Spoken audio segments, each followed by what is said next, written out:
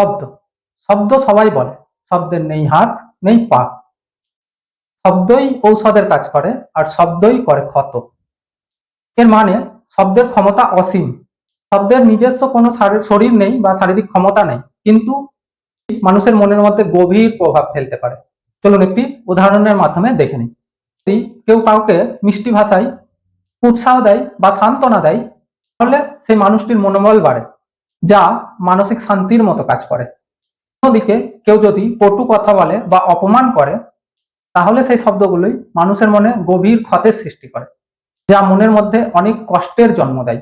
অর্থাৎ একটি ভালো শব্দ ওষুধের মতোও কাজ করে, আবার একটি খারাপ শব্দ আঘাতের মতোও ক্ষতি করতে পারে। তাই আমাদের সবসময় শব্দ চয়নের ওপর যত্নশীল হওয়া উচিত। মানে আমরা যখন কারোর সাথে কোনো ডিসকাস বা আলোচনা করছি বা কাউকে কোনো কথা বলছি, তখন অনেক ভেবেচিন্তে শুধু ভালো কথাগুলো বলবো, কাউকে গালিগালাজ করবো না বা কোনো নেগেটিভ কথা বলবো না। এই ধরনের আরো ভিডিও পেতে আমার পেজকে প্লিজ ফলো, লাইক, শেয়ার করে নিন। Thank you.